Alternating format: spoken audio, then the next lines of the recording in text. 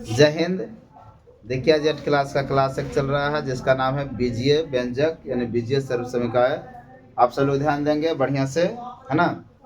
देखिए क्या है बीजीय व्यंजक एवं सर्व समीकरण, आप सब लोग जानते हैं, पहले पढ़े होंगे। देखिए बीजीय व्यंजक, सबसे पहले जानेंगे बीजीय है क्या, व्यंजक फिर सर्व समीकरण। सबसे पहले बीजीय, बीजीय इंग्लिश में इसको बोलेंगे अलजेब्रा।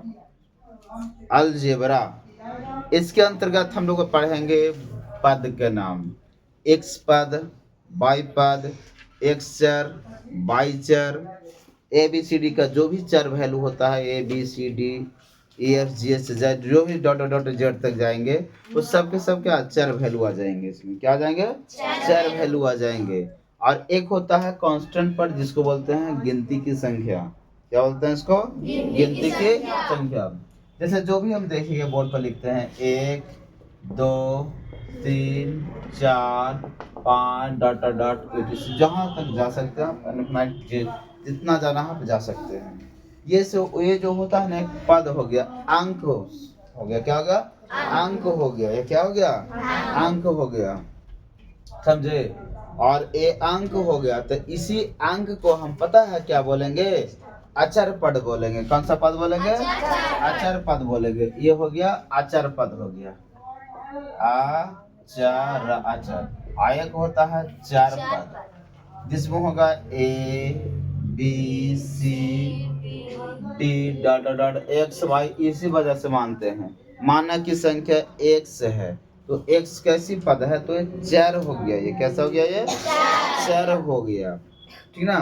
तो एक्स मेरा क्या हो गया, चर हो गया, वाई चर हो गया। किसी का नाम ले लीजिए, पिंटू चिंटू रिंटू शर्मा रवि पप्पू कुंदन, कुछ भी नाम ले लीजिए आप, है ना। आपका नाम काजल सुहानी गौरी शंकर जो है, आप नाम जो ले रहे हैं उसका फर्स्ट लेटर देखे तो एबीसीडी के कोई अक्षर से स्टार्ट हो रहा है ना।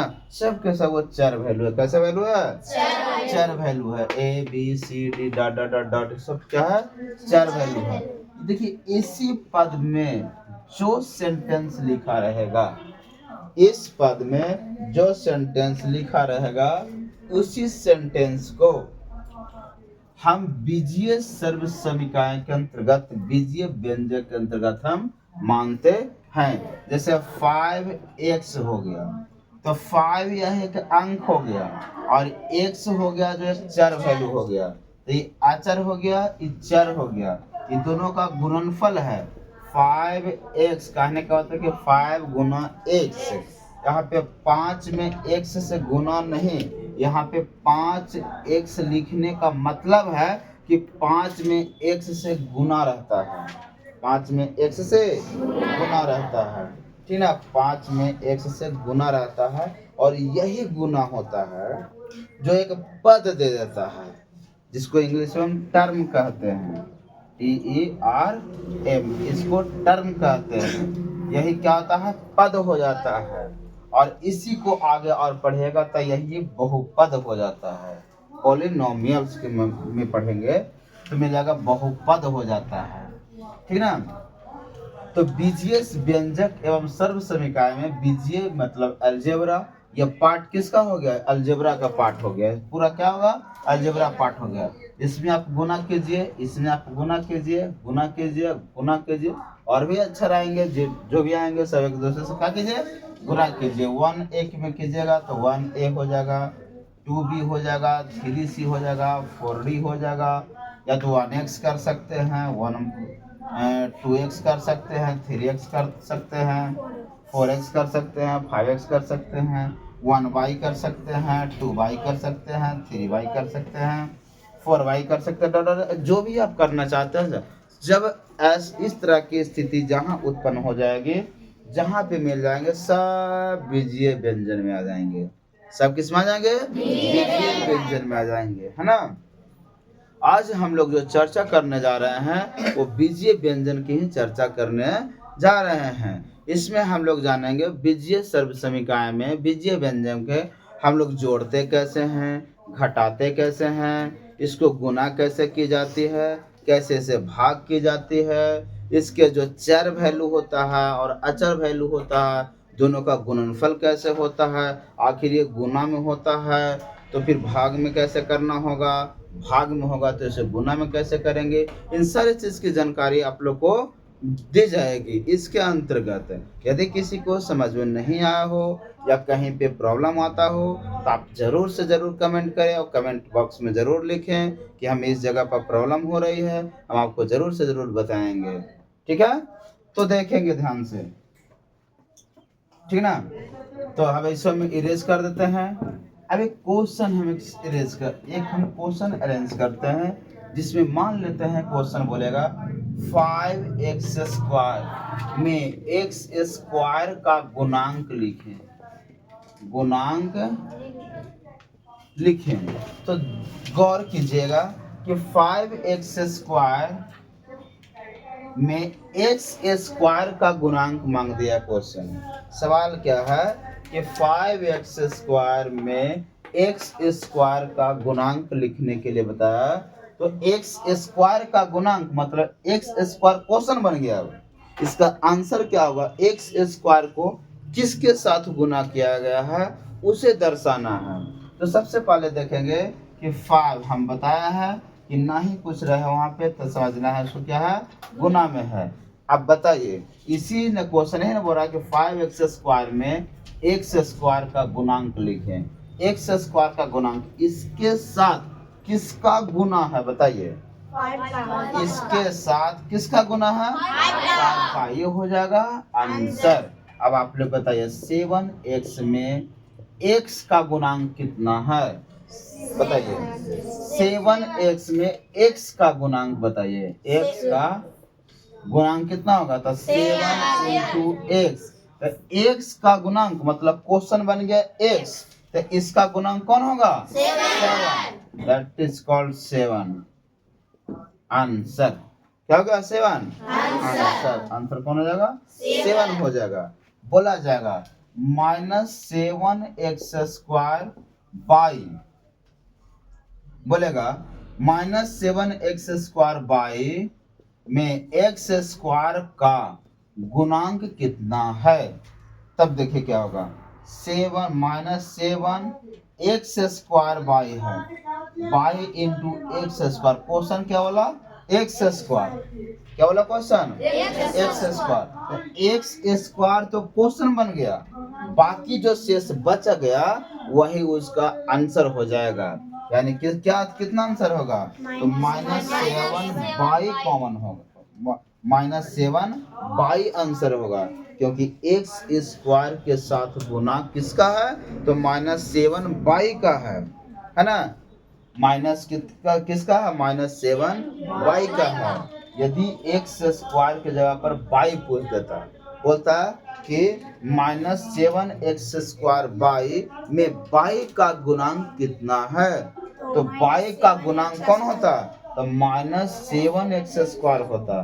कैसे होता ध्यान दीजिएगा, -7x² में बाई को क्वेश्चन बनाया है, बाई का गुणांक, तब बाई तो क्वेश्चन बन गया, बाई का बन गया, क्वेश्चन बन गया। ये क्या बन गया, आंसर बन गया। क्योंकि जो जिसको बोल देगा क्वेश्चन, जो क्वेश्चन बोल देगा, जितना भी क्वेश्चन बोल देगा उसको अलग कर देना है, और जो शेष बच जाएगा वही उसका आंसर हो जाएगा। चाहे तो माइनस में हो या प्लस में हो, बट्टा में हो, रूट में हो, जैसे भी हो सके, है ना, वो क्या बन जाएंगे, आंसर हो जाएंगे। क्या हो जाएंगे, आंसर हो जाएंगे। कोई दिक्कत नहीं है। यही होता है बीजीय सर्वसमीकरण, बीजीय व्यंजन। बहुत इजी चैप्टर है, इसको समझ जाइएगा तो बहुत इजी है, नहीं तो बहुत हार्ड है। सिर्फ इसको क्या होता है, समझना। क्या होता है, समझना। समझ गए तो इजी है, और नहीं तो फिर क्या हो गया, हार्ड हो जाएगा। क्या हो जाएगा, हार्ड हो जाएगा। अब देखिए, अब इसे हम तोड़ते हैं, क्वेश्चन एक और अरेंज करते हैं। इसमें क्वेश्चन रहेगा कि -14x² बाई स्क्वायर जेड को -14x² बाई स्क्वायर जेड को गुणनखंड तोड़े, गुणनखंड करें या गुणन ज्ञात करें। क्या गुणन ज्ञात करें। तो क्या करना है, देखिए माइनस है तो माइनस रहेगा। 14 को लिख सकते हैं 2 गुना 7, लिख सकते हैं 2 गुना 7। और एक्स स्क्वायर को क्या लिख सकते हैं, एक्स गुना एक्स हो सकता है। बाई को क्या लिख सकते हैं, बाई स्क्वायर क्या लिख सकते हैं, बाई गुना बाई। फिर क्या लिख सकते हैं, आंसर। हमें तो नहीं लगता कि यह ज्यादा हार्ड है, लगता है कि हार्ड है नहीं। तो एक जल्दी फटफट सवाल का जवाब देंगे कि प्लस में 22 x square by Q Z square का आंसर बताइए। गुणन बताइए इसको, कितना लिख सकते हैं इसको, 2 गुना 11। 11 गुना 11 कहने का मतलब कि 11 अगर है 21 से 121। 11 का स्क्वायर कितना, 121, इसलिए आपको गलत हो गया आंसर, है ना। तो बोलिए कितना होगा 22 के लिए, 2 गुना 11 गुना x। अब देखिए यहाँ पे क्वेश्चन हम x गुना x ही क्यों लिखे, क्योंकि सर इससे पावर में 2 है और जितना पावर में होता है उतना बार उसे गुना कर देते हैं। जैसा कि इससे पहले वाले चैप्टर जब पढ़ाए जिसमें था वर्गमूल, वर्ग और वर्गमूल निकालने के लिए, उस समय आप लोग को बताया गया कि जो भी जितना भी पावर होता है वो पावर के बारे में, जो भी पावर ऊपर होता है उसके आधार को उतना बार हम गुना कर देते हैं, है ना। उसी प्रकार से x के पावर 2 है तो 2 बार इसे क्या करेंगे, गुना। अब y के पावर कितना है, 3। इसका मतलब कि 3 को y बार गुना करेंगे, नहीं, y को 3 बार।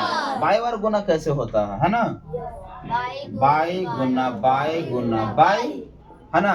फिर गुना क्या हो जाएगा, z को कितना बार, z इंटू जेड, और ये जाके हो जाएगा आंसर, ये जाके हो जाएगा आंसर। क्या सब लोग समझ रहे हैं? यदि किन्हीं को समझना है तो बिल्कुल पूछे मेरे से, ठीक ना, किसी को कोई दिक्कत नहीं है ना। अब देखिए क्वेश्चन सवाल इसी पर किया जाएगा। यदि हम कहेंगे 25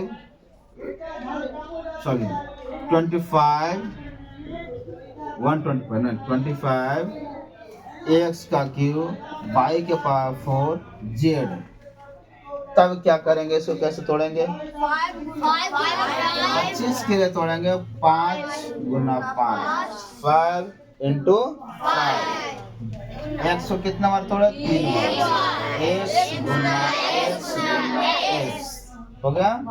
फिर इसे गुना तोड़ेंगे, वाई का पावर कितना, 4, Y into Y into Y into Y, 4 बार हो गया। क्या बच रहा है, जेड। अच्छा बोलो, देखिए जेड पे नहीं कुछ है ना तो अपने आप वो एक रहता है, नहीं कुछ है तो उसके ऊपर एक रहता है, समझे। तो इसी प्रकार से आपको बीजीय सर्व समीकरण की एक छोटा सा झलक ही है, बहुत छोटा सा झलक है ना। तो इसे सबसे पहले तोड़ने के लिए, फिर इसको गुना करने के लिए बहुत कुछ मिलेगा इसको। अभी तो अभी तोड़ रहे हैं छोटी छोटी पार्टों में, ये बड़े बड़े पार्टों में टूटता है, ये बड़ा बड़ा चीज होता है। जब पढ़ाएंगे आगे इसमें बहुपद के बारे में तो पढ़ने को मिलेगा एक पदी वाला बहुपद, द्विपदी बहुपद, त्रिपदी बहुपद, चतुर्थपदी बहुपद। जब पद में आएंगे तो इसमें मिलेगा, है ना। उसे और भी गुणनखंड तोड़ा जाएगा जो ऊपर में थोड़ा सा और लेवल ज्यादा हो जाएगा, है कि ना। क्या आप लोग इसे उतारना चाहते हैं? हमें लगता है कि आपको आता है, आप लोग स्क्रीनशॉट ले सकते हैं, डायरेक्ट ले लीजिए स्क्रीनशॉट, आपका हो जाएगा। बाकी इन लोग अपना समझते रहेंगे। चलिए ध्यान दीजिएगा। नेक्स्ट, यदि टॉपिक हम इसी टॉपिक में एक छोटी सी ऐड करते हैं, छोटी सी चीज को, है ना। यदि क्वेश्चन आएगा 5x + 2, है ना, 5x + 2 में मान ज्ञात करें। क्या मान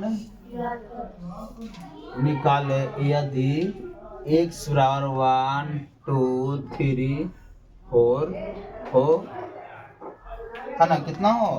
x बराबर 1 2 3 4 हो।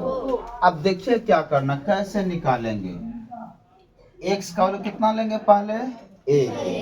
वैल्यू कितना बोला है? 1 2 3 4 तक। कहाँ तक निकालना है?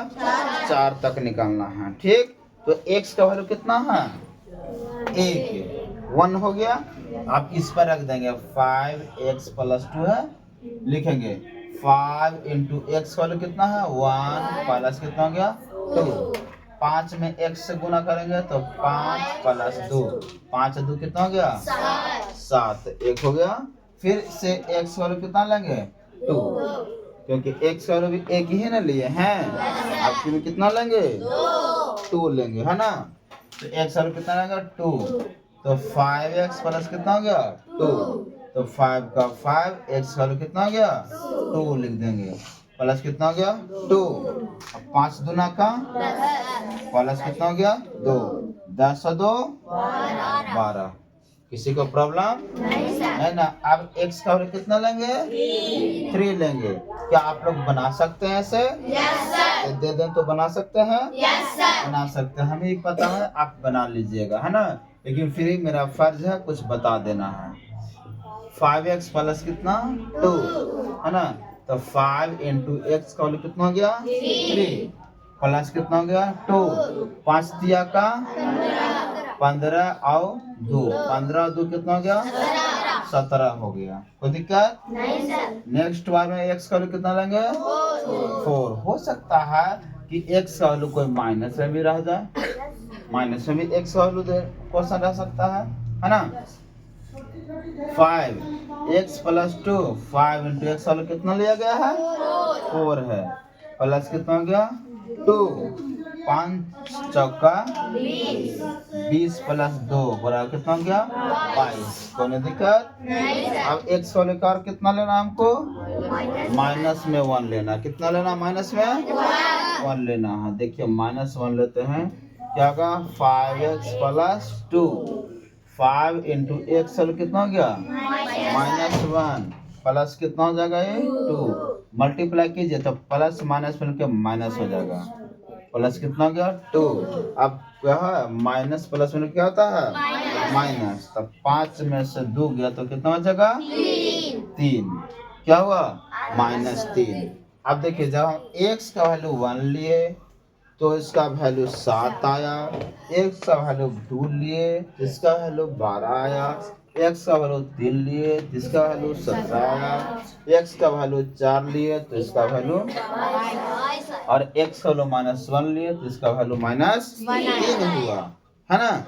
तो अभी आप लोग को एक होमवर्क के रूप में मिलता है कि यही वैल्यू क्वेश्चन रहेगा, मान ही निकालने हैं, मान ही निकालना है।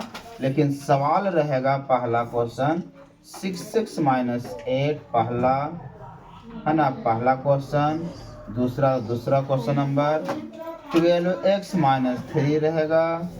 तीसरा क्वेश्चन x² + 5 रहेगा। और चौथा क्वेश्चन 3x² + 2 रहेगा। ये आपके पास सवाल है, आप इसका जवाब दें x का वैल्यू 1 2 3 4 और -1 को लेकर के। ठीक है, आप लोग का आंसर का इंतजार करेंगे। चलिए इस इरेज कीजिए, है ना? तो गौर करेंगे।